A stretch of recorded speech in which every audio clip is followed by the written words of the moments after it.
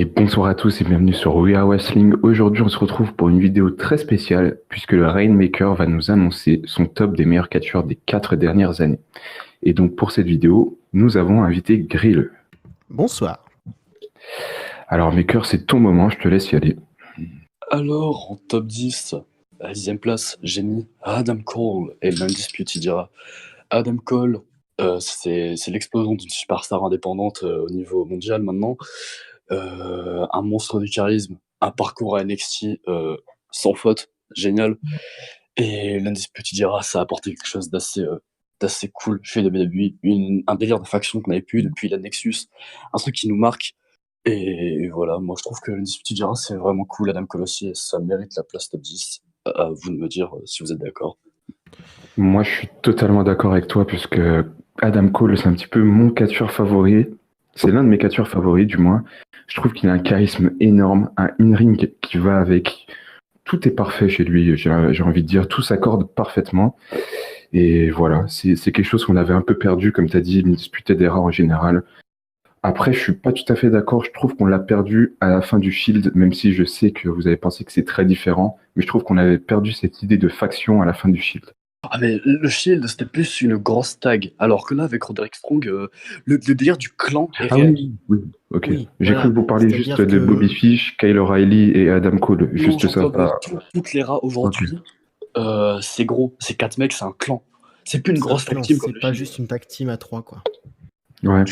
Grill, Même toi. si, enfin, je suis d'accord sur beaucoup de points. Après, c'est vrai que bon, au niveau faction, il n'y a pas mieux. La dernière faction qu'on avait eue à la WWE et qui me reste à l'esprit, c'est la League of Nations, qui était un énorme fail.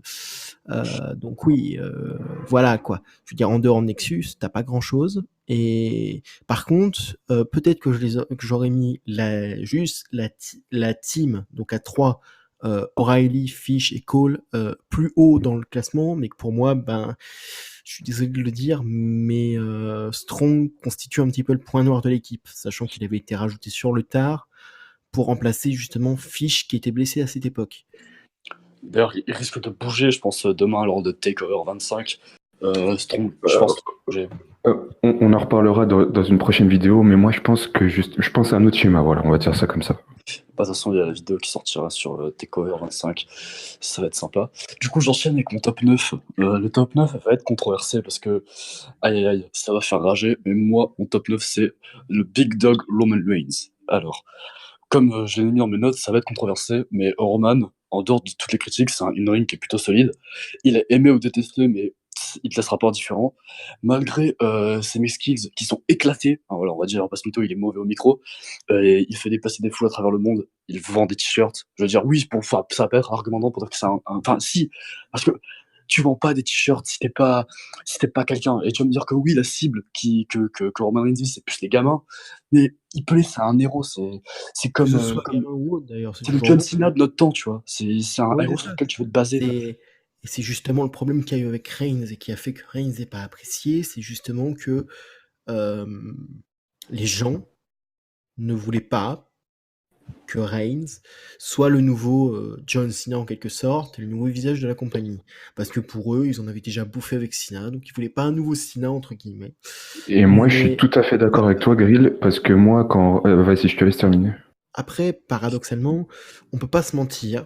Il a quand même un in-ring qui est assez solide. Il a quand même assez évolué depuis 2012. Parce que son arrivée Ah au main oui. roster, c'était 2012 avec la première arrivée du Shield. Euh, le mec, ce qu'il a, et on va pas utiliser l'excuse de sa leucémie, il a vraiment montré ce qu'il devait. Et je veux dire, même en backstage, il y a beaucoup de témoignages qui prouvent que le gars est excellent en backstage en tant que, Oui, comment, que leader locker du room leader. Oui, voilà. Il est pas comme un Undertaker, par exemple, à l'époque, qui risquait de se taper la gueule de tout le monde juste parce que il avait son opinion sur le sujet. Le gars, c'est quand même un gars qui était hyper sympa, même en backstage, quoi. Donc, Non, et puis même Roman Reigns, un truc, que la leucémie, ce soit une storyline à la con de Vince ou pas, c'est quand même un exemple pour beaucoup de personnes. Le mec s'est battu contre la leucémie, il l'a vaincu 2 fois enfin 2 fois dans sa vie, et aujourd'hui il a main eventé 4 fois WrestleMania. C'est un exemple sur qui les jeunes peuvent se ranger. C'est un face qui est assez fédérateur, c'est cool, mais le jour où il va turn heel, c'est là que son personnage va prendre beaucoup de son sens. J'ai l'impression le jour où Roman Reigns turnera heel, les gens se rendront compte que finalement, c'est un certain temps Reigns. C'est pas de l'argent qui dort parce qu'il fait de la thune. Il fait de la thune. Il y a quelque chose qui me fait peur, justement. Parce que le fait de le tourner heel, il faudrait déjà que la WWE veuille le tourner heel. Et je te rappelle que c'est le problème qu'on a eu avec Cena, par exemple, où surtout Cena est vers arrivé heel et 2012, puis voilà. surtout vers l'année 2012, avec la storyline Embrace the Hate, qui était une storyline avec Kane, où justement le but de Kane était de montrer un Cena plus méchant, plus... C'était le moment parfait en fait pour que Cena turn heel, et ils ne l'ont pas fait. Donc j'ai peur que la WWE ait plein d'opportunités de turn Reigns heel, mais qu'il ne le fasse pas. Parce que Reigns ramène du fric, justement. C'est vrai, c'est vrai. Bah, en même temps, il touche aussi un peu tous les jeunes. Et même moi, mon frère qui a 31 ans, il aime énormément Roman Reigns. Mais juste pour les valeurs qu'il transmet, je veux dire, déjà, il a un in-ring qui est cool. Je veux dire, avec ses spears, par une punch, je veux me dire que c'est basique comme catch. Ok, mais il le fait bien, c'est ça qui compte. Et en plus, pour les valeurs qu'il transmet, ça plaît aux gens. Et moi, j'ai eu ma période, à un moment où j'adorais Roman Reigns. C'était l'époque du Shield, mais voilà. Ouais, moi aussi. Ouais. À l'époque d'Ambrose et de Rollins, j'adorais les deux, Rollins et Ambrose, mais je sais pas pourquoi, quand c'était cette époque-là, je surkiffais Reigns. Je trouve que il est vraiment cet air cool, en fait. Surtout, en plus, il est vraiment, enfin, ça on peut l'enlever, mais je veux dire, il est pas ringard, Reigns, il est cool. Genre, il a vraiment une attitude qui est cool. Et dans ses promos qui sont éclatés, il a quand même un truc cool, tu vois. Parce que Oui. voilà, bon, c'est Après, vraiment le point noir de Reigns, ses promos. Il est nul, il est pas bon. ouais, c'est Pas justement possible. c'est ce que j'allais dire. Le truc en fait qui faisait qu'à l'époque on kiffait Reigns, c'est que c'était le gars que tu venais, enfin tu le voyais, il était là pour le business.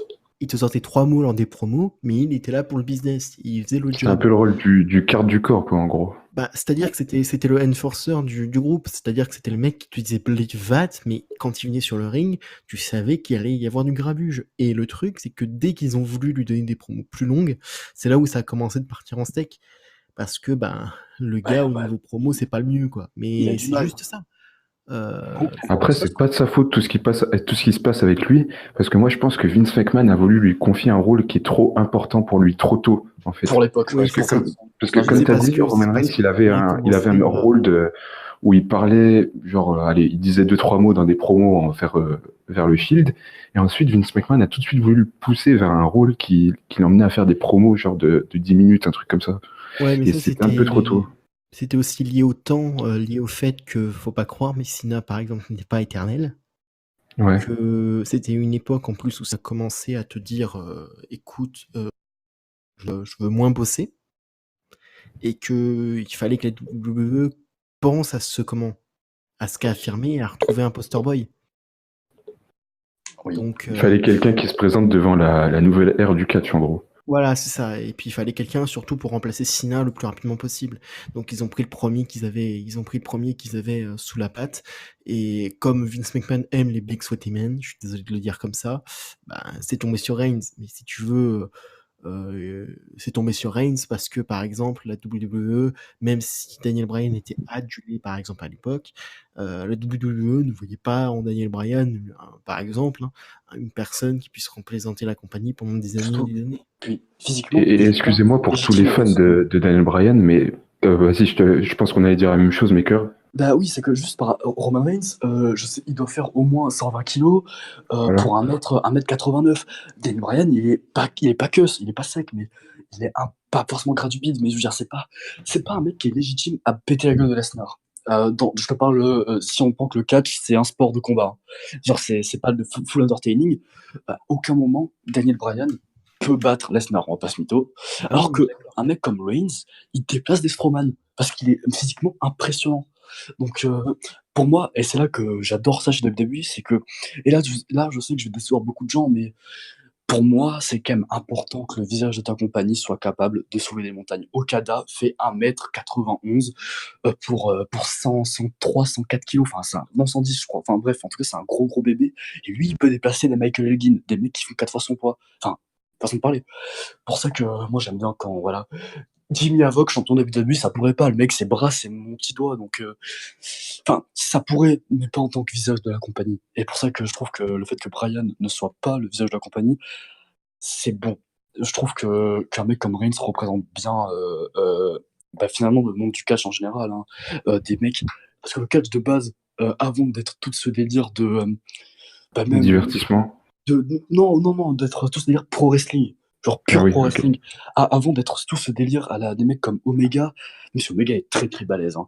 Non, allez, des mecs comme Will Ospreay, où ça fait du high-five de partout. De base, le catch, c'est des mecs qui ont des physiques pas forcément surnaturels, mais voilà, qui sont hors du commun, avec des gimmicks qui sont justement aussi hors du commun et qui nous donnent un spectacle. C'est ça le catch de base, avant toutes ces conneries. Je vous invite à regarder des trucs de Hulk Ah, Hogan de l'époque. on est tout à fait d'accord, et c'est justement le problème que j'ai avec beaucoup du catch aujourd'hui, c'est qu'on est passé sur un truc du catch aujourd'hui qui est beaucoup trop devenu sur certains points du high fly. En fait, de nos jours, c'est rare de pas trouver un catcheur qui ne fait pas un minimum de high flying en fait. Il y avait Je une vais citer époque, deux noms. il y avait une Vas-y. époque où être un technicien et un excellent technicien du ring était vraiment ultra intéressant et ultra important. T'avais des mecs comme Dynamite Kid qui étaient pas mal. Hein. Ouais. Et quand Non, tu voyais ça, non. tu te disais pas, ah, ça, je peux aller le voir ailleurs, justement. Aujourd'hui, pour citer des noms, des noms, je pense à Donovan Dijak et Kisly ou Dominique Dijakovic. Je l'appelle encore Dijak, c'est l'habitude. Je pense à des mecs comme ça. Donovan Dijak, c'est 2 mètres, je pense, hein, il doit les toucher. 2 mètres pour plus de 100 kilos. Le mec te tape des putains de springboard cross-screw moonsault. Kisly, c'est beaucoup trop gros. Je sais pas son poids, mais il est imposant. Et le mec te tape des putains, pas forcément des 450, mais des moonsaults déjà. Et ça montre un truc. C'est impressionnant. J'adore Kisly et Dijak, c'est pour moi, je l'ai pas mis dans le classement malheureusement.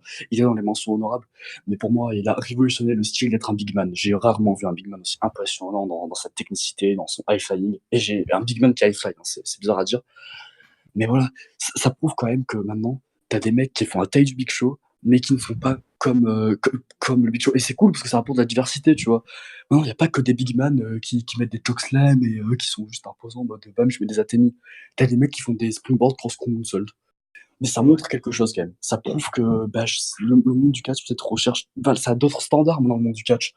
Mais je sais pas, c'est quand même cool qu'il y ait des mecs encore comme Roman Reigns qui transmettent des valeurs aux gens et qui sont là avec des physiques impressionnants. Et voilà, je suis pas un fan de Reigns, hein, j'y étais quand j'étais plus jeune, mais je trouve que Reigns mérite sa place dans les meilleurs catcheurs des 4 dernières années, 5 dernières années. Enfin, Reigns, Le mec a fait le job, il a fait le taf.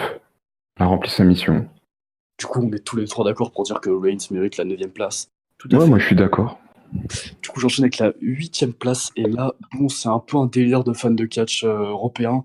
Et je vais peut-être me faire insulter d'avoir mis ces 2 mecs-là devant Adam Cole et Roman Reigns.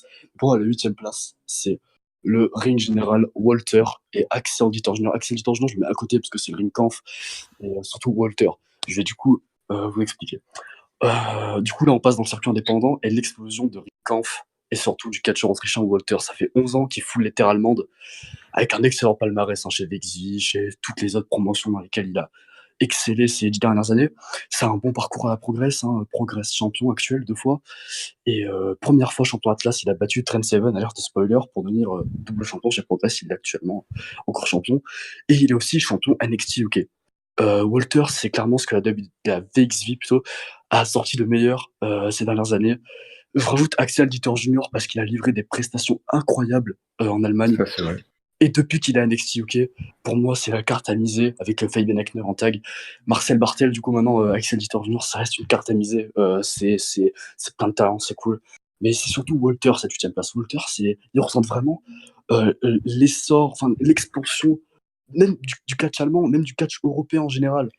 Le mec débarque à NXT UK et il a un futur. Le mec, il est immense. Il est large comme pas Ah, permis. le mec va faire une grande carrière chez NXT UK, moi je pense. Hein. Par Même- contre, tu vois. Pardon. Oui. Je vais Non, te non, laisser vas-y, finir. vas-y. Non, vas-y. Tu vois, c'est là où, par exemple, on va pas s'apprécier, mais moi, Walter, j'ai beau avoir vu beaucoup de choses qu'il a faites, hein, et il a le potentiel, on est d'accord. Mais personnellement, j'accroche pas. Genre vraiment pas. Euh, je trouve c'est plus, enfin, il colle pas sur le côté impact d'WWE en tout cas.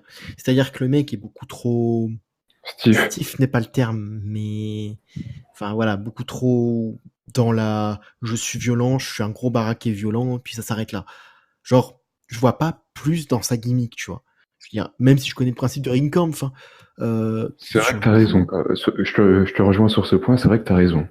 Parce qu'à Bah, part être imposant, je vois pas. J'ai beau je suis aimer pas d'accord. Walter, mais maintenant que tu me le fais remarquer, c'est vrai que, Je vais ouais, citer il est des exemples. imposant. Et Voilà. Comme je suis ici, je pense celui qui mate le plus de catch allemand, je vais vous citer quelques exemples.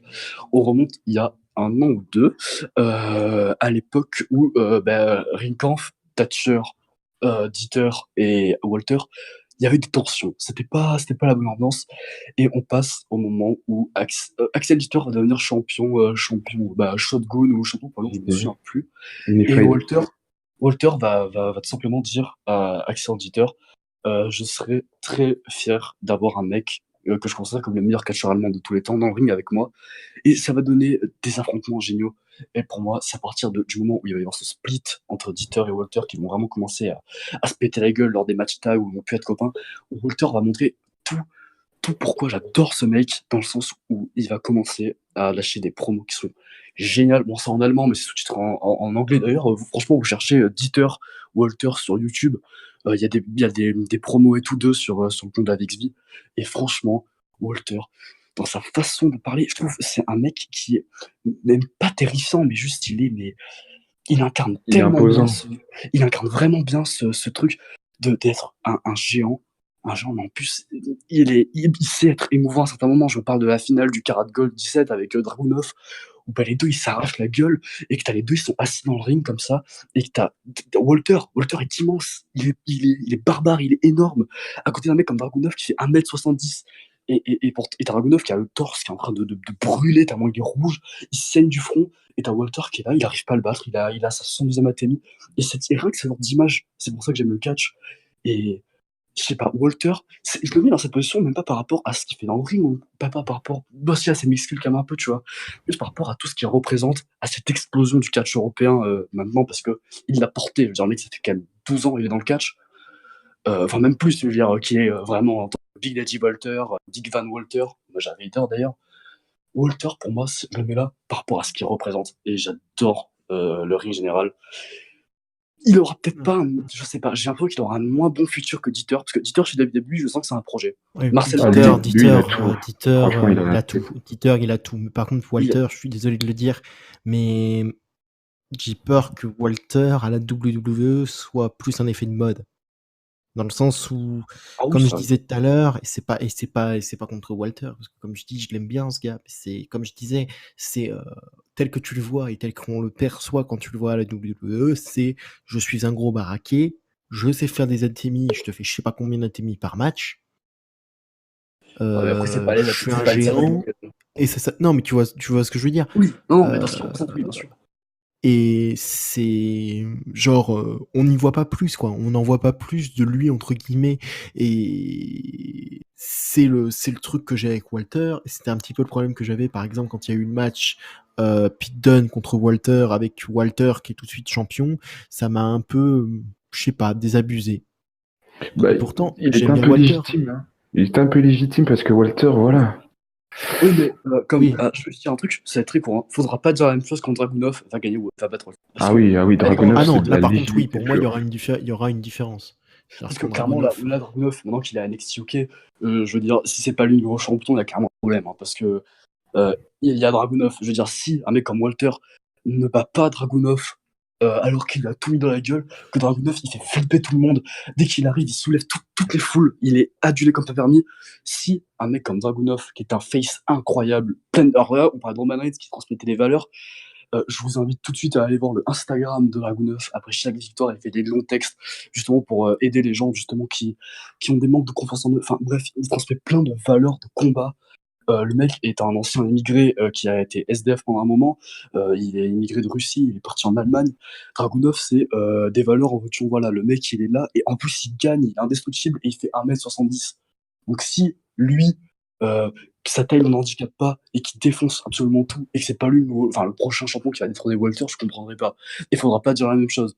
Ah non, mais je dirais pas la même chose. Mais là, c'est justement, tu vois, c'était le côté. Mais pourtant, c'est le même Ouais. schéma. Non, mais on est d'accord que c'est le même schéma, mais il y a une différence. Il y a une différence d'impact, dans le sens où, quand tu y réfléchis, Walter 2 mètres, c'est l'Autrichien de 2 mètres, tu vois. Dragunov, 1m70, c'est plus dans ce genre de match, c'est le mec qui est censé être plus l'underdog, tu vois ce que je veux dire? Sur Ouais. le principe. Sur le principe.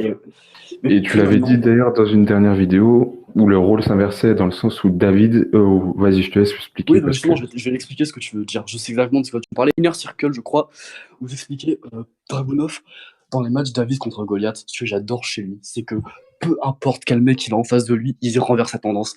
Le Goliath, c'est Dragunov, et le David, c'est le mec de 2 mètres. Parce que le mec est intouchable, il est unbesiegbar. C'est pas qu'une catchphrase, ça se voit dans son ring. Et là, je parle comme un passionné, et oui, j'adore Dragunov. Je préfère Guns, je vais pas le mytho. J'adore Bobby Guns pour ses capacités de heal, parce que j'adore les heals. Mais Dragunov, je parle comme un passionné parce qu'il est incroyable. Et le mec, il a quoi? Il a 25 ans, hein. Faut aussi le rappeler, c'est encore un mec tout jeune. Pour moi, voilà, il a plein de choses à prouver. Mais je l'ai pas mis dans ce classement, Dragunov. J'ai préféré mettre Walter à la place, parce que Walter, c'est plus de carrière. Et je le mets là parce qu'il a représenté quand même pour moi l'expansion du catch européen. À travers, justement, enfin non, même à travers le monde, pour qu'il soit plus connu.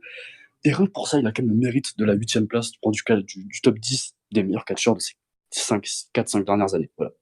Je sais que Grill sera peut-être pas d'accord avec cette place. Euh, Après, Ripley, c'est quoi ton avis, toi? Est-ce que tu l'aurais mis là? Moi, je suis d'accord. Après, je l'aurais mis plus haut, mais vu que je sais pas ce qu'il y a en haut, donc je préfère dire que je suis d'accord. Plus haut, il y a vraiment du... Ah ben, enchaîne. Le 7e, et là, Grill va être content. Là, on part sur un truc que Grill va aimer. Le 7e, c'est The Miz. Alors, je vais citer. The Miz, c'est la valeur sûre. En heel, en face, il représente ce que la WWE a livré de mieux ces 10 dernières années. J'adore le Miz. Des prestations in-ring super bonnes, voire convaincantes, voire au pire acceptables. Au micro, il est légendaire, charismatique au possible. Une carrière, en plus une carrière chez WWE à l'image du catcher. Puis c'est un made in WWE. C'est justement pour ça, j'ai dit, ouais, c'est vraiment ce qu'il représente, ce que WWE a livré de mieux ces 10 dernières années. The Miz, c'est incroyable. C'est-à-dire que c'est le WWE guy par excellence, dans le sens où c'est le style de gars qui, à la base, sa carrière, je te rappelle qu'elle a commencé par un putain de show télévisé qui s'appelait The Real World et qui était sur MTV. Avant de se mettre dans le catch indépendant et de perdre une saison de Tough Enough, je crois celle de 2003 ou 2004, il me semble que c'est 2004. Ouais, il a fini demi-finaliste, je crois. Finaliste.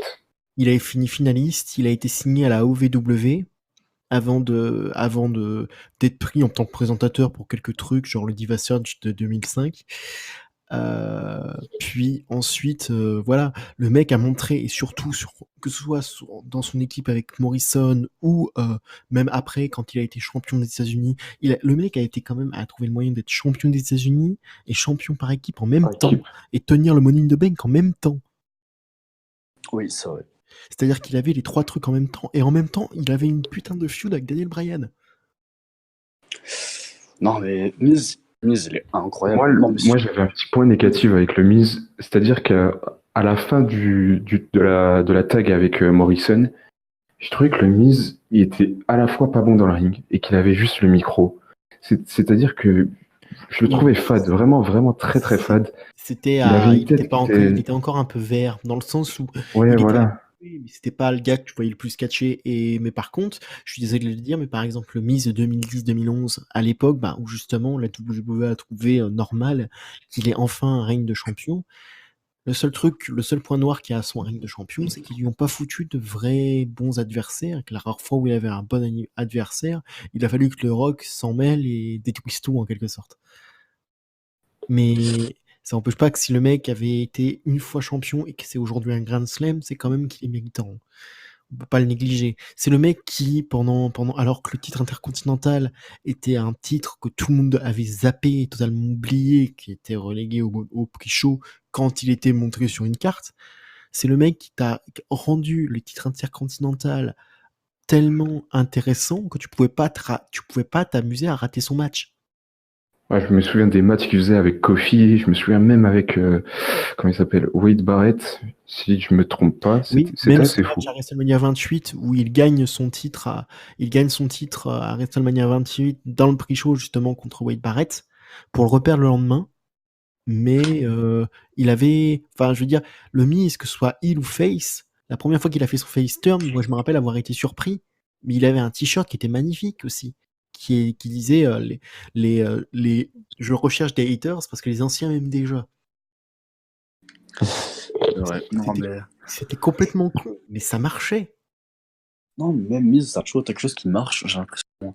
Puis, je sais pas quel âge il a, il doit être un peu vieux quand même, il doit avoir 39, au moins. Non, il est un peu plus jeune, je crois. Attends, bouge pas. Vas-y, pour l'instant, je vais combler un peu. En dehors de ça, Miz, incroyable promo guy. C'est ça que j'adore chez lui, c'est que. Ah non, t'as raison, il a 38. Bah, tu vois, je te l'ai dit. Mais du coup, oui, The Miz pour moi mérite la place top 7. Largement. Je pense que c'est pareil pour vous. Ah, mais tout à fait. Du coup, j'enchaîne avec le top 6. Le top 6 qui va vous faire plaisir à tous les deux parce que bon, c'est un super catcheur. J'ai même pas besoin d'expliquer pourquoi. C'est Kevin Owens. Alors, Je suis d'accord avec toi. alors je vais expliquer du coup. Kevin Owens, c'est un heel extrêmement solide. Je connais personne sur Terre qui n'aime pas Kevin Owens, enfin, sauf quand t'es un marque pur et que tu es. Il est gros.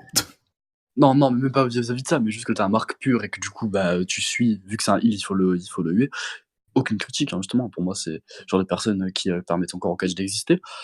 Mais je connais personne sur Terre vraiment qui déteste Kevin Owens. Il est vraiment trop bon. Charismatique, bon in-ring, bon au micro. Owens, c'est le total package. Il est bon partout. Et il fait toujours kiffer à chaque apparition. Donc, moi, Owens, c'est top 6. Moi, je suis d'accord avec toi dans le sens où Owens, il m'a vraiment, mais vraiment fait kiffer dès lors qu'il est arrivé d'NXT.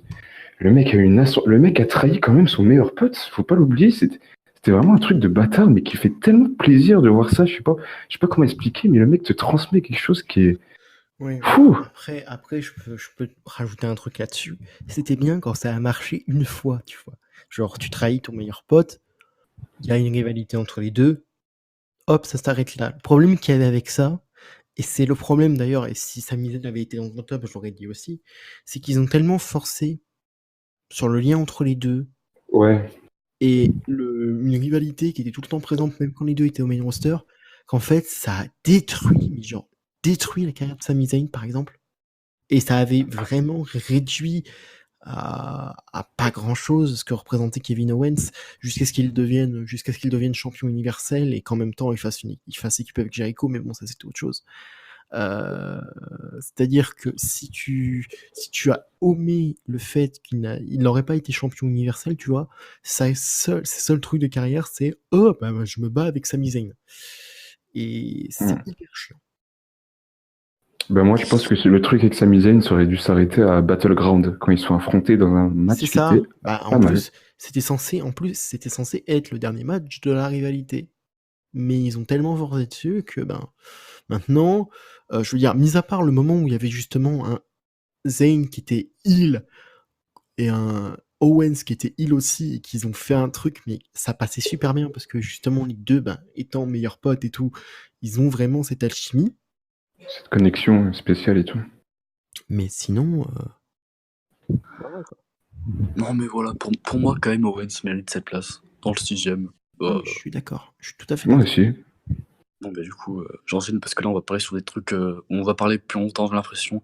Le 5ème, c'est The Architect de Kingslayer, de Beast, car tu l'appelles comme tu veux, Seth Rollins. Alors, non, du coup, je vais lire mon petit texte. C'est malheureusement la dernière fois qu'on va parler d'un lutteur de WWE dans le classement officiel, parce qu'il y aura les mentions honorables. Mais Rollins, c'est tout simplement le meilleur catcheur du monde. Son in-ring est tout simplement légendaire. Au micro, il est très bon. En heel, il est bon. En face, il est bon. pas toujours aidé dans sa carrière, éloigné de Mania à cause de sa blessure, mais Rollins s'est toujours relevé de tout. Il est actuellement à la tête du catch dans le monde. On parle de l'élite, on parle de New Japan, on crache sur WWE, mais Rollins, c'est actuellement ce qui se fait de mieux, tout simplement, et top 5 du classement. Parce qu'après, c'est trop lourd ce qu'il y a devant lui, du coup, je peux pas le mettre plus haut, mais voilà, Rollins mérite la top 5 des meilleurs catcheurs de ces 4-5 dernières années, il est incroyable. Je pense que vous êtes tous d'accord. Oui, je suis Ouais. d'accord, mais dans un sens, ouais, c'est vrai que voilà. Enfin, je sais Rollins, pas, je c'est suis Rollins, d'accord. quoi. Le mec fait du bon travail in-ring, il fait du bon travail à l'extérieur, il est bon au micro, mais je trouve qu'il y a trop de choses qui l'ont gâché, en fait. Ouais, c'est Il y ça, a ce que vraiment j'allais trop dire de choses qui l'ont aussi. gâché.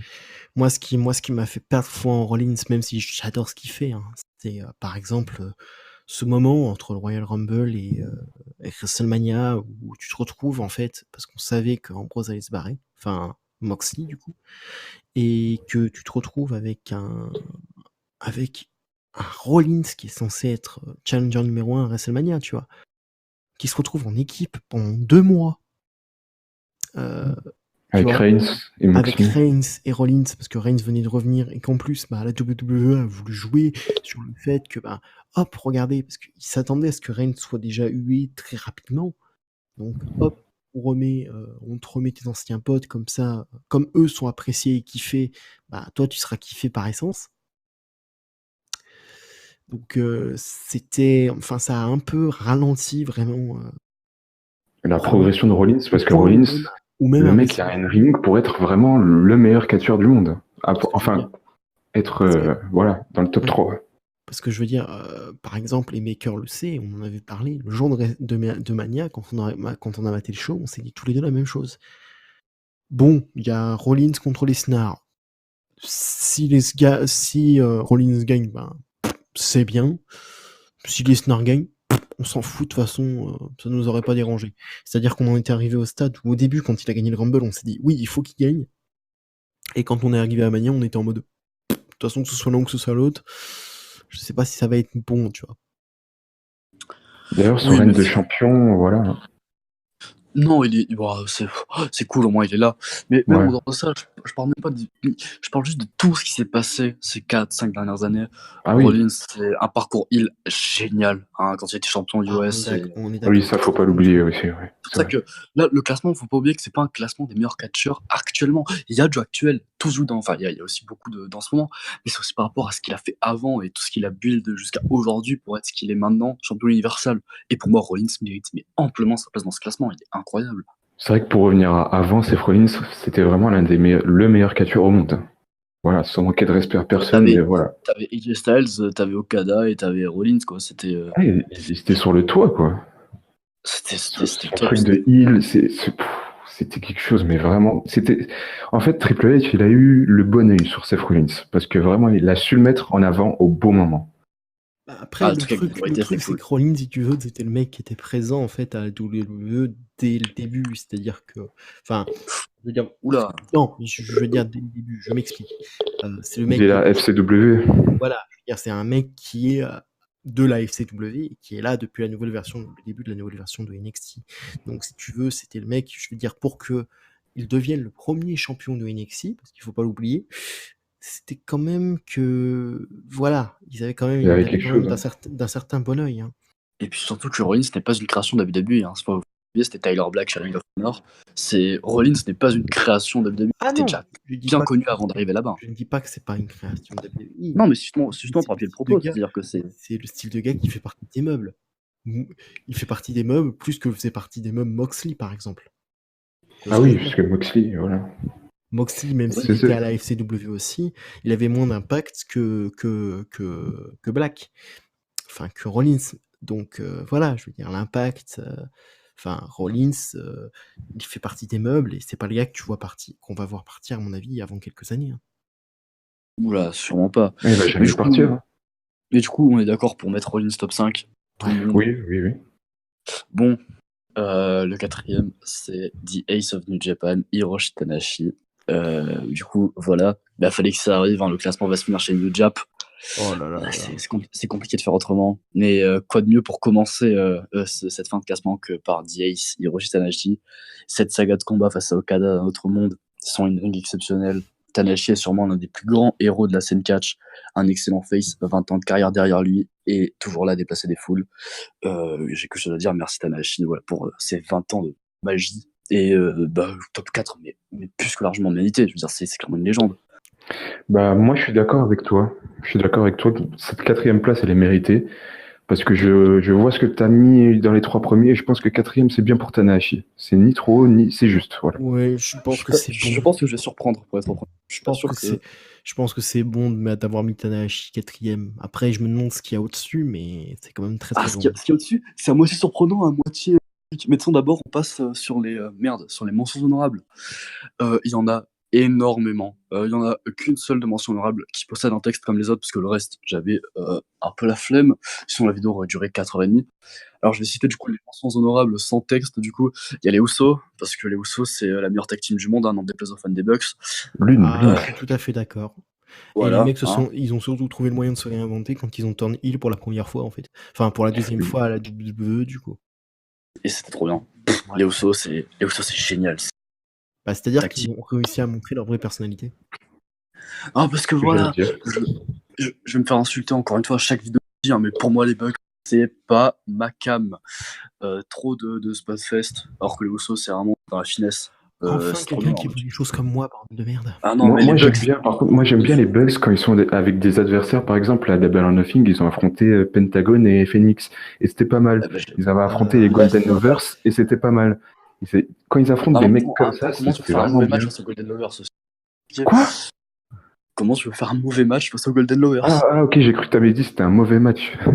Non, par contre, celui contre merde, les Lucha Bros, je suis moins d'accord avec toi. C'était un match correct, mais pour moi, j'ai pas trouvé ça. C'était correct, mais ça s'arrêtait là. C'était un bon match. Parce que moi, en fait, sur le coup, ça m'a gêné puis avec le résultat. En fait, je m'attendais pas à ça, mais ensuite, je l'ai re-regardé et putain, qu'est-ce que c'était bon. Moi, je suis pas très fan de ce style de catch. Du coup. Moi non Non, plus. c'était forcément. Je veux pas dire que c'était nul, parce que je sais que c'était bien. Tout le monde adorait ce match. Mais moi, c'est pas du tout ma cam. C'est pour ça que les Usos, pour moi, c'est la meilleure tag du monde. Et ils sont dans les mentions honorables. Je sais pas plus les foutre dans le classement, mais ils sont là. Voilà.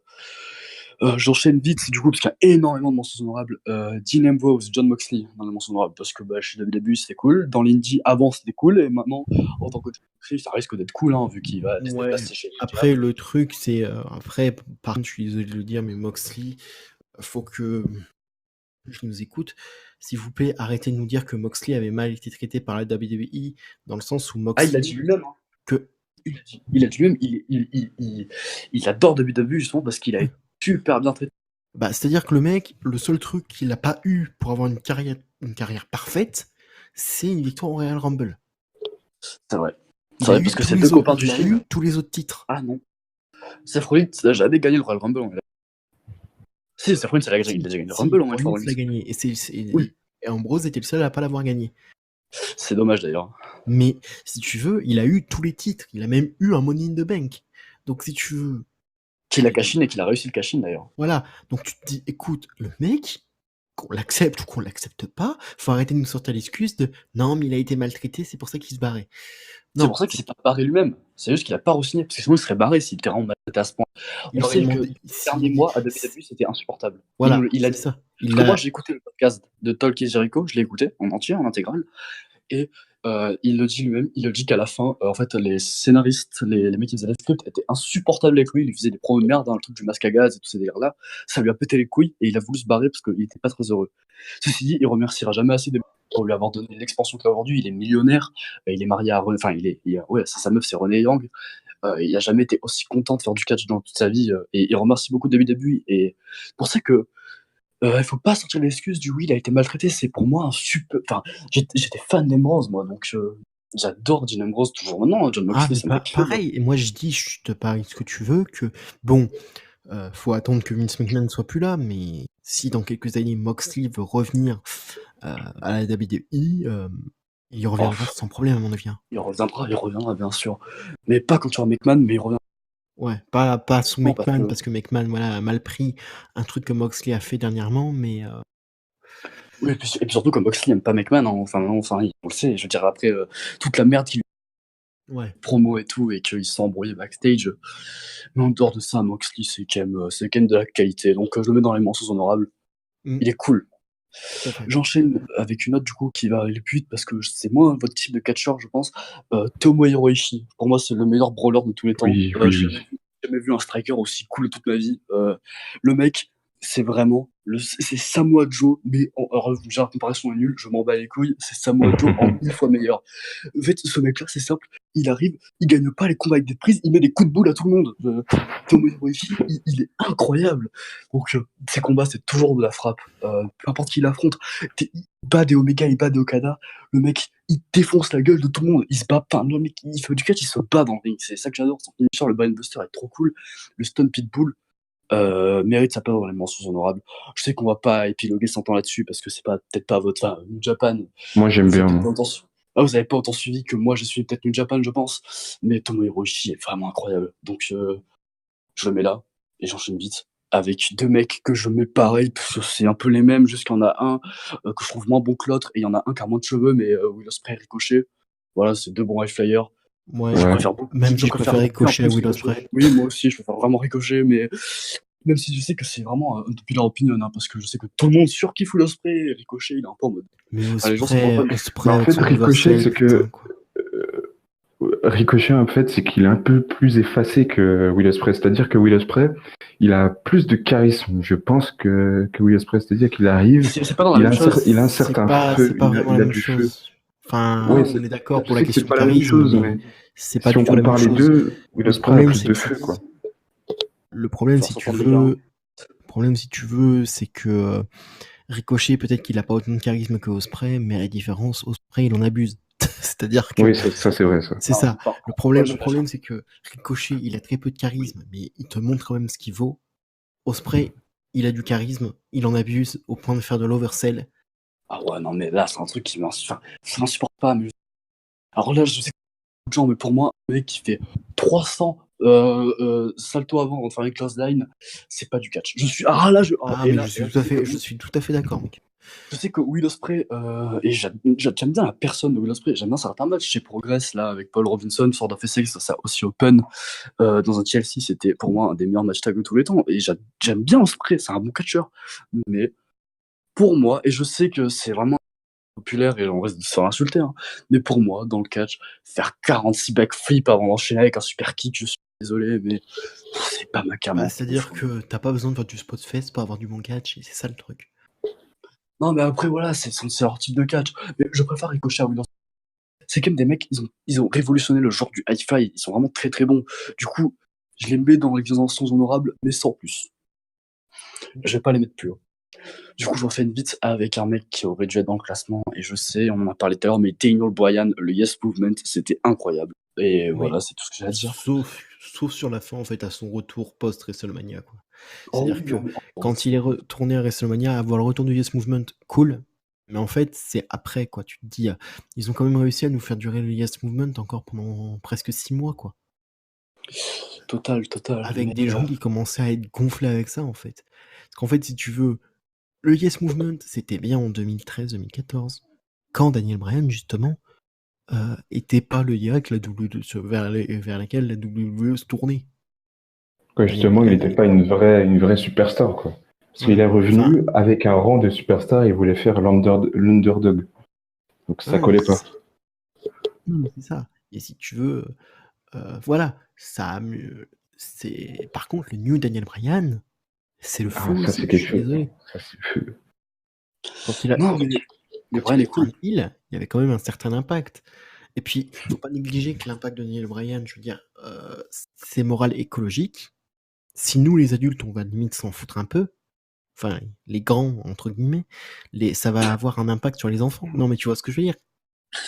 Ouais, les grands, c'est mignon. Non, mais je veux dire, ça peut avoir un impact sur les enfants. Tu vois ce que je veux dire? Oui, sur les plus jeunes. Sur les plus jeunes, ça risque d'avoir un impact. On n'est pas tous adultes, mais on a tous, je pense, un minimum de maturité sur le wrestling. En termes de...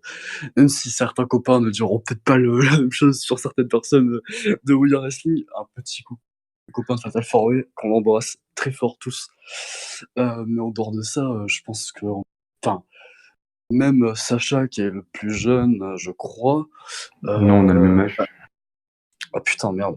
Bah, je sais pas, on s'en fout. Même Sacha, qui est le plus jeune, je m'en branle, on va dire que c'est le plus jeune.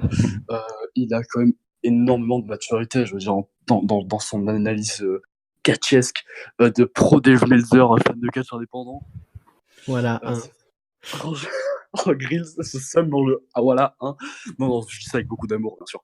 Mais, bien sûr, mais ouais, pour moi, je je ravive des dramas. Voilà, plus jeune, tout ça c'est mature. Et franchement, Daniel Bryan, ça transmet plein de bonnes choses. C'est un heel qui donne des bons trucs. Et si ça peut convaincre certaines personnes de limiter leur consommation de viande ou voilà, d'en manger moins et pas forcément d'être vegan, hein, voilà, mais juste ça peut faire réfléchir certaines. Peut-être les mecs les plus naïfs, tu vois, ça peut être que bénéf. Donc Bryan, mention honorable. parce que je veux dire même le coup de la ceinture, c'était bien. Même si bon, c'était Elle un peu était drôle. immonde. Même si Elle était immonde. mais sur le principe, c'est bien, tu vois. C'est bien, c'est cool. Non, mais sur le principe, ça va donner des idées aux gens. Voilà, sur le principe, c'est je suis pour la nature, donc je ne veux pas de ceinture avec du cuir. Bon, après, elle aurait pu être plus belle quand même, mais en dehors, ça fait que. Euh, Oui, vas-y. Bah écoute, Non, tu l'avais vas-y, dans le t-shirt, au moins bon. t'es tranquille, quoi. Mais voilà, Du Bryan. coup, je voulais dire que, en fait, moi, je trouvais ça un peu hypocrite de la part de la WWE et même dans d'autres domaines de la vie, on va dire ça comme ça. Genre, quand les gens veulent défendre une cause, par exemple l'obésité, ils vont te mettre, allez, on va dire, le Big Show en tant que champion. Ils veulent montrer qu'ils sont écolos, du coup, ils vont donner une gimmick à quelqu'un Alors, qui est vegan, enfin une gimmick. c'est Ils vont pas lui comme dire, ça que j'ai vu la chose, en fait. bah, moi, c'est comme ça que je le vois partout, dans tous les domaines, et je trouve ça vraiment répugnant quand on réfléchit. Alors, tu vois, là, paradoxalement, c'est surtout, je pense, pour la gimmick je pense que c'est surtout Daniel Bryan qui a dit: «Est-ce que c'est possible que je prenne cette gimmick-là?» Parce que, enfin, pour le cas Bryan, je veux dire, c'est un mec qui est vraiment, dans les petits papiers des patrons, hein. Depuis Oui, depuis depuis son coup d'éclat à WrestleMania 30, il était vraiment dans les papiers des patrons. Donc je pense qu'il s'entendait bien avec Vince. Donc je pense qu'il a dit à Vince: «Est-ce que c'est possible que je joue aussi sur ce qu'est ma vie personnelle?» Ce qui a rendu le personnage encore plus intéressant, du coup. Je veux dire, c'était pas, je veux dire, quand tu vois les promos de Bryan, c'était pas des promos qui étaient pour les trois quarts, tu vois que c'était écrit, mais sans être écrit. C'est-à-dire, il devait y avoir quoi? Quelques ouais, mots sur une feuille. il le pensait Et c'était vraiment. des choses qui étaient pensées, qui étaient dites avec le cœur et non pas dites comme ça, genre un mec qui lit son texte. Donc si tu veux, c'est ça le truc. Je veux dire, je pense pas que c'était la morale écologique qui était visée par la WWE, mais je pense qu'ils voulaient surtout, la WWE voulait surtout créer de la hit. Et ils ont réussi. Hmm. Parce qu'au final, même moi, il m'a saoulé vers la fin. Après, c'est Voilà. autre chose. Non, mais en dehors de ça, voilà, je pense que Bryan mérite une place dans mentions honorables. Et il reste encore beaucoup trop de mentions honorables, mais je veux pas en oublier une, ça me ferait chier. Le prochain, c'est le French Frankenstein, Pierre Carl Ouellet, PCO. Oh putain. PCO, Ah oui. parce que ça va faire plaisir à Dardas, hein, mais PCO, c'est quand même cool. Ce qui s'est passé autour de lui, là, ces 2 dernières années, il s'est réinventé. Le mec, il a 51 ans et il prend des bumps même. Putain, Il y a certains catcheurs qui. son bump à J1 Supercard. Ah, sur la nuque, là, la poire bombe. Ah, j'étais Mais- en mode bordel de chiasse. Genre, j'étais devant Ah. mon écran, j'étais en mode bordel de chiasse. Et je vous invite à voir aussi un autre bump aussi. Je crois que c'était à la PWG. Il avait tenté un moonsault, mais il s'est mal rattrapé. Du coup, il s'est écrasé sur les cordes. C'était pas mal aussi. Il affrontait Après, Brody bon, King, je crois. Enfin, PCO, c'est vraiment. Le mec, il a 51 ans, il s'est dit, bon, écoute, quitte à refaire du catch, autant se niquer la vie. J'ai l'impression, Bah, surtout qu'il a réussi à se réinventer. il est incroyable aujourd'hui, PCO. Ville Enterprises, ça marche de feu. Dans Martyr, il est pas dans le classement, mais Si tu dis que c'est D'ailleurs, un j'ai mec pas qui envie était que ça se jobber, sépare. c'est un mec qui jamais. était jobber à la WWF et qui a quand même, tu vois, quitté, qui a pris 20 ans De de pause. 18 ans. pause. Enfin, 18 ans d'hiatus, et qui après revient avec un nouveau personnage et tout, qui arrive à se faire gagner un contrat à l'ROH, quoi. Ouais, puis maintenant, il est Six-Man Tag Champion. Enfin, il a eu un title shot face à Matt Taven pour le Cheat World. Enfin, putain, c'est cool. Donc, PCO mérite sa place dans les mentions honorables à tous les niveaux. Et pour finir dans les mentions honorables, où j'ai pas fait de texte, parce qu'après il y a des mentions honorables qui sont heavy, alors ça m'étonne que vous ayez toujours pas fait de remarque en mode ils sont où ces deux-là? Parce que putain, on parle des catcheurs qui ont révolutionné le monde du catch et ces 4 dernières années qui ont vraiment fait quelque chose d'incroyable. Et il y a deux mecs qui méritent leur place même dans le top 3 que j'ai toujours pas cité. Mais j'attendais une remarque d'ailleurs, mais c'est pas grave, on va passer à l'avant-dernier du coup. Donovan Dijak, j'en ai déjà parlé, mais je veux quand même le placer dans les mentions honorables, dont j'avais déjà fait avant, je vais quand même en parler un peu. Dijak, c'est incroyable, hein. Là, il est blessé, ça me fait chier, il va affronter Dream normalement à Takeover, demain, pour le titre, et il s'est blessé, ça fait chier. Écoute, ça arrive à tout le monde, hein, c'est ça le truc. Merci Grill. Non, mais Lui aussi, il est pas blessé. c'est quoi à dire? Il est excellent, hein. Mais il l'a dit lui-même, c'est les risques du métier. Et deuxièmement, pour lui, il part du principe que ça lui permettra, tu vois, de revenir plus, comment dire, Très fort. ça le fait réfléchir en fait. C'est-à-dire que le fait d'avoir une convalescence et de devoir se remettre à une rééducation par rapport à Il ses prendra moins de risques, ça, il l'a dit, ça va lui emmener à une autre réflexion et peut-être aussi pouvoir se réinventer aussi derrière. Mais après, vous parliez d'un truc avec Darda une fois, Maker. C'est-à-dire que est-ce que les risques qu'il prend sont proportionnels à son poids, sa taille? Non, mais bien sûr, il a le corps pour prendre ce genre de risque, comme PCO, hein. Il est vieux, mais il a le corps pour prendre des bumps comme ça. Mais, mais pour revenir justement à Dijak et sa place à Takeover, je suis désolé, je vais avoir un avis complètement différent de tout le monde, mais je trouve ça honteux, comme dirait LRC, C'est honteux. c'est honteux de se bouffer un Breeze Dream, et ça fait plaisir à tout le monde sauf à moi, à la place d'un putain de Dijak Dream. Je veux dire, on passe à côté d'un 5 star, juste pour avoir, je suis désolé, mais et ça prouve un truc, je pense, hein. C'est juste que le roster NXT est tellement pas faible, mais si un peu, quoi. Il y a tellement peu de monde C'est qu'ils pas ont dû qu'ils ont faire peu de venir. monde, c'est qu'ils développent par vague. C'est-à-dire qu'en fait, tout le monde n'est pas encore parti. En fait, toute la vague des Adam Cole, tout ça, ils sont pas tous encore partis. Justement, on pensait qu'ils partiraient après WrestleMania, mais ils vont partir petit à petit, en fait. Et ils vont C'est un partir peu petit à chiant. petit, mais si tu veux, toutes les grosses stars made in NXT sont en train de partir petit à petit. Donc, et le truc, c'est que si tu veux, c'est pas qu'ils ont pas beaucoup de monde, c'est qu'ils n'ont pas développé les autres.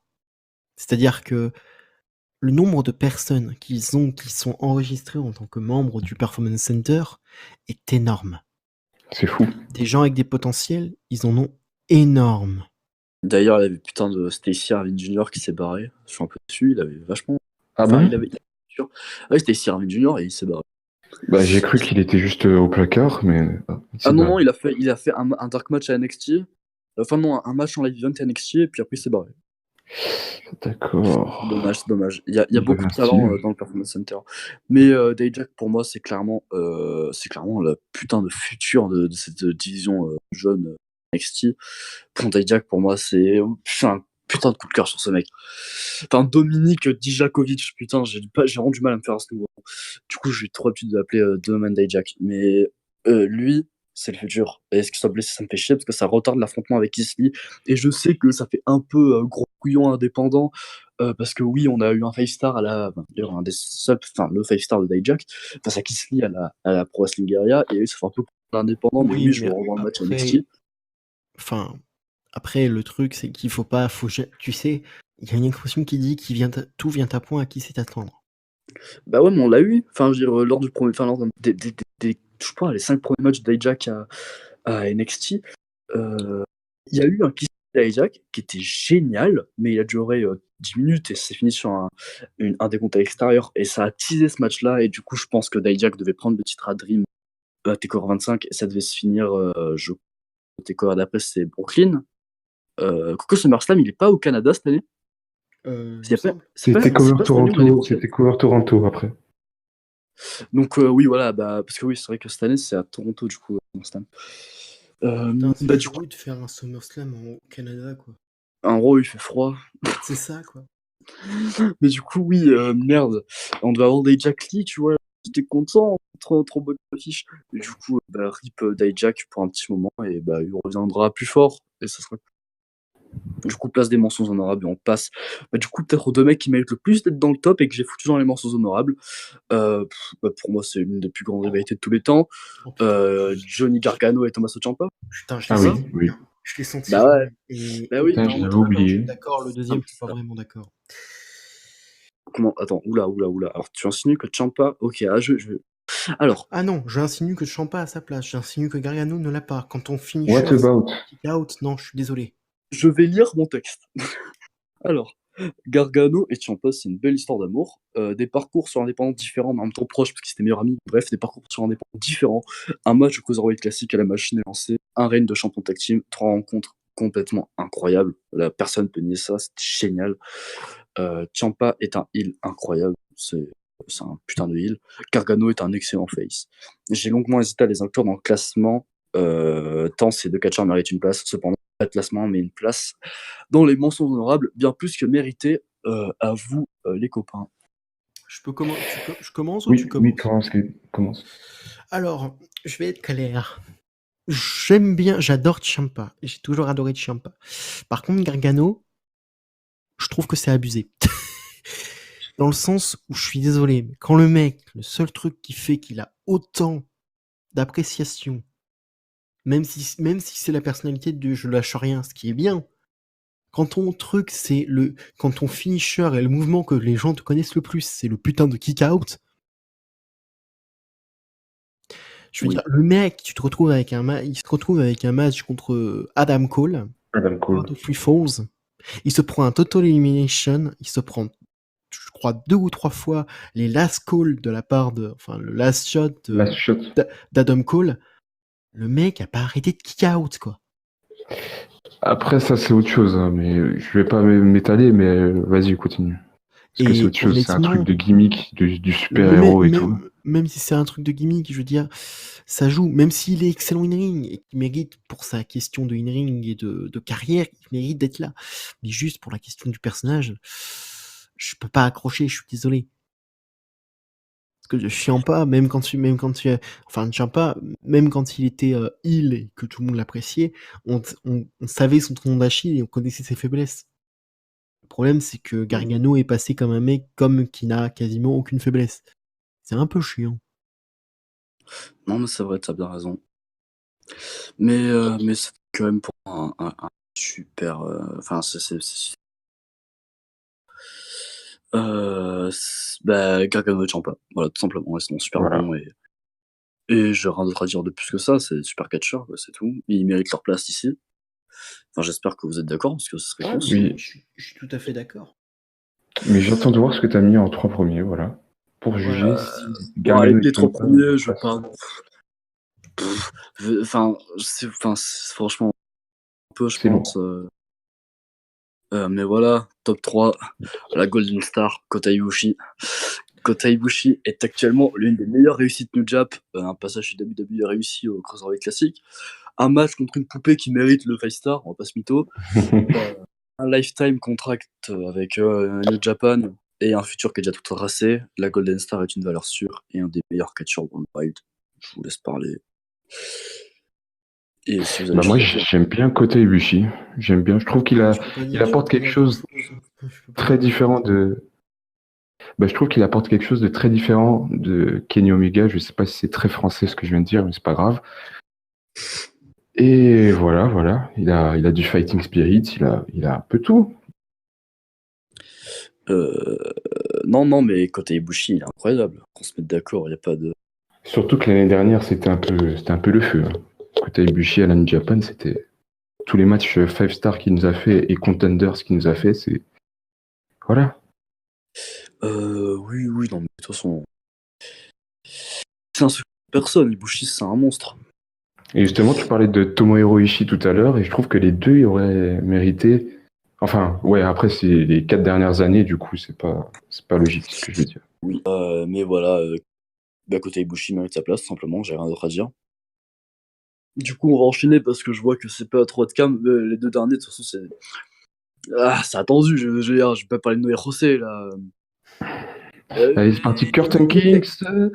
Voilà, dans les 2 meilleurs catcheurs du monde. Voilà. Alors, top 2, Et là, la vraie question que vous vous demandez, c'est est-ce que Okada est top 2, est-ce que Omega est top 2, lequel va être top 1? Et j'ai pas joué sur le fait qu'Okada est mon catcheur préféré. Alors, faut le préciser, j'ai joué Ouais, vraiment faut, sur justement les 4 dernières années de Luther. Et le top 2, c'est tambour, le cleaner Kenny Omega. C'est Omega. D'ailleurs, c'est Darda, on en a parlé avec Darda, et il est contre Omega deuxième aussi. Alors que lui, c'est son catcheur préféré Omega, mais bref. Du C'est coup, pas Tetsuya Naito?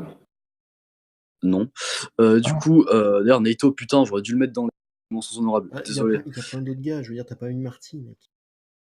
Non, j'ai pas eu. Non, mais Marty, oui, ça se serait inventé, c'est un putain de catcheur, mais Bushi Omega Okada quand même. Du coup, euh, le cleaner Kenny Omega a subi l'une des plus grosses explosions de l'histoire du catch, si c'est pas la plus grosse. Hein. Il a commencé dans les petites salles, il a fait, il a fait le Best of Super Junior, la division junior où il perdait face à Kushida, et 3 ans plus tard, il met une event le Tokyo Dome. Kenny Omega représente l'essence même du fighting spirit, auteur de la meilleure saga du catch of all time avec le Rainmaker Okada. Ancien champion IWGP Heavyweight, il est celui qui a détrôné Okada, et tout simplement pour finir, Okada, non, Omega du coup, est un des meilleurs of all time, et je vous laisse débattre sur est-ce que vous...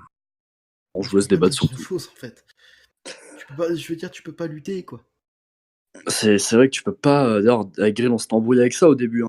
Que Grill ne voulait pas admettre que c'était C'est trop pas. subjectif pour qu'Omega et Okada soient les meilleurs, mais tu peux pas ne pas dire qu'Omega et Okada sont les meilleurs, tu peux dire que tu ne Non, les aimes pas, ce mais il n'y a que pas meilleur. non, mais en fait, c'était pas que je ne connaissais pas. Je te disais ça dans le sens, enfin, là où je me suis vraiment embrouillé avec toi, c'est dans le sens, pour moi, dans le cas, tu sais, t'as cette espèce de truc où moi, j'y allais pas pour les qualités forcément, tu sais, hyper sportives, machin. Je regarde un match parce que j'adore regarder les matchs. Ah, Et toi et moi, en fait, on avait deux visions totalement différentes de la chose. C'est connu, et c'est pour ça qu'au début, on s'est embrouillé. Quand tu me dis, non, mais voilà, tel mec est meilleur parce que ceci, parce que cela, et moi je te dis, bah en fait, pour moi, et c'est toujours ma vision de la chose sur beaucoup de choses, c'est chacun a son propre avis non, sur, oui, non, mais oui. sur selon toi, quel est le meilleur. Après, Oui, sauf que comme je tu dis, entends toujours je peux pas lutter contre Omega, parce qu'Omega, c'est Omega. Et et que puis voilà. Omega, je le kiffe aussi. Donc je te rappelle que je peux pas lutter non plus. Non, mais même en dehors de ça, non, mais c'est ce que j'ai envie de dire. Tu peux ne pas aimer Okada et Omega, tu peux ne pas les aimer. Comme moi, j'aime pas Will Ospreay, et j'admets que c'est un des meilleurs lutteurs en ce moment en termes d'in-ring. Tu peux ne pas aimer Okada et Omega, mais tu ne peux pas dire que c'est pas les deux meilleurs mondiaux.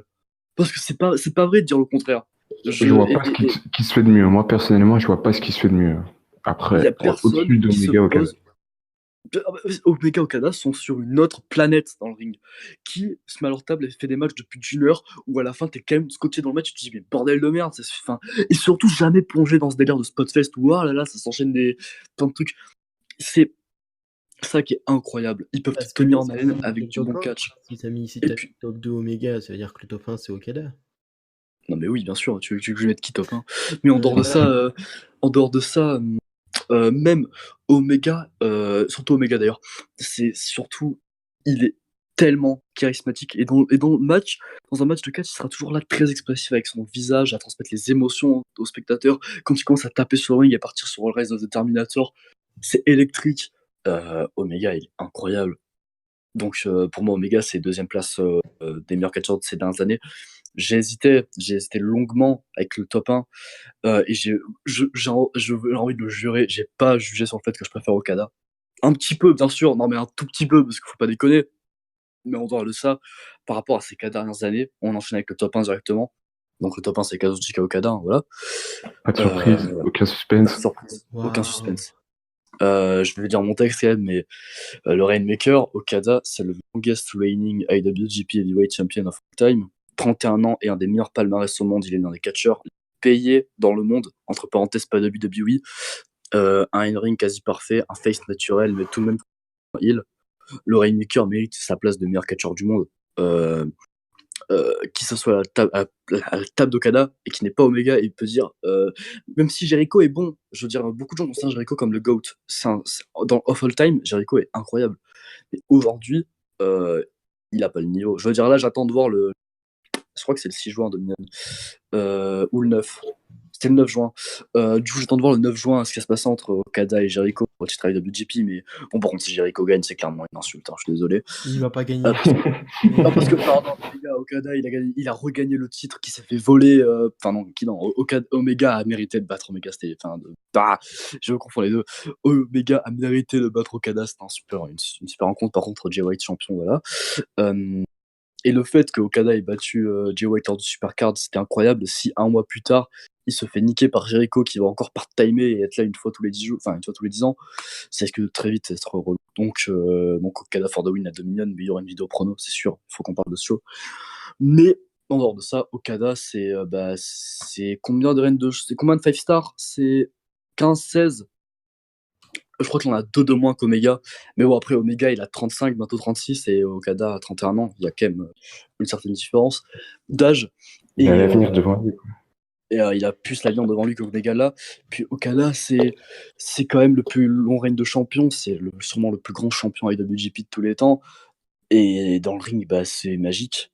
Et du coup, j'ai une question. Est-ce que tu... Oui. vas-y, fini, je vais la poser après. Vas-y. Non, mais c'est une question hors sujet, du coup. Je vais faire une petite remarque aussi par rapport au fait que le mec, tellement il est hype et over, il enlève juste son pagne et sa veste. Le public voit qu'il est en slip et il y a une plus grosse pop que pour n'importe quel main eventer de WWE. Mais c'est pas une critique, hein, mais parce que ça me tue de rire que voir que le public japonais réagit comme ça au fait qu'Okada soit en slip. Ça me tue de rire. Mais bref, Okada, c'est toute une légende autour du mec. Il a pas le finisher le plus protégé du business comme Omega avec son One Winged Angel. Il y en a un qui suit pour tuer tout le monde, ou même Jay White avec son runner. Mais Okada, ses Rainmakers, ils sont toujours trop bons. Et puis même tous les matchs d'Okada, il y a une certaine magie. Face à Shibata, une fin regrettable, mais face à Shibata. Ah oui, ce match, il était fou. Et puis même face à Omega, tout simplement. Qui me sent à la table à part des... Ah oui, mais non, mais même toutes les matchs face à Tanahashi, le match face à Evil, face à Tomohiro Ishii. Même quand il est avec des mecs qui ont une ring faible, par exemple Bad Luck Fale, il rend le match appréciable. Okada, il transforme beaucoup de choses en or. Et là, il est reparti pour un bon règne de champion. Je sais pas qui c'est qui va le détrôner, mais ça risque d'être pas mal. Je vois personne à part un jeu de passe-passe avec Hiroshi Tanahashi. Et pourquoi pas El Fantasmo. Non, mais El Fantasmo, c'est un junior. Laisse-le déjà gagner le titre junior, après on discutera, quoi. Bref, toujours est-il, voilà, bon, je veux dire, le résultat était pas si surprenant que ça. Je veux dire, personne s'attendait à autre chose, donc... je veux dire, on parle des meilleurs catcheurs du monde de ces 4 dernières années. Déjà, Omega Okada était forcément 1 et 2, 2 et 1. Et là, de base, j'avais prévu de mettre Omega premier. Mais finalement, avec Dardan, on a eu une discussion avant de recorder cette vidéo. Et on a discuté, et il m'a fait tout simplement rendre compte que même si je voulais faire passer Omega devant pour pas faire le gros fanboy d'Okada, c'est qu'Okada est quand même... si on parle de palmarès, mais que ces 4 dernières années, il a régné sur le monde du catch, Okada. Enfin, le catch, que ce soit nippon ou même indépendant en général. Okada, c'est plus de 700 jours de championnat. GP, c'est beaucoup trop de choses. Et justement, est-ce que tu avais mis AJ Styles dans ton classement, puisque... Non. Je t'explique, de base je devais le mettre, mais je ne l'ai pas mis, j'ai préféré mettre Rollins que Styles. Il devait prendre la place de Rollins Styles. Mais je trouve que Rollins...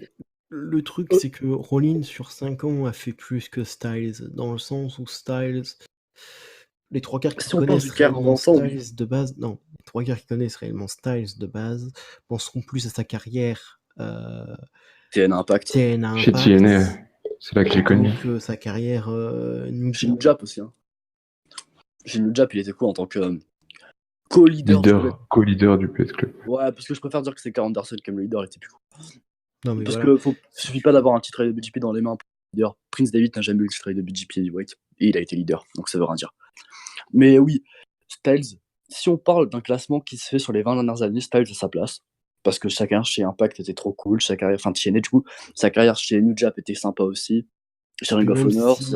Et même si Styles, pendant les 5 dernières années, il a quand même le plus long règne de champion de WWE, le plus récent, ça n'empêche pas, quoi.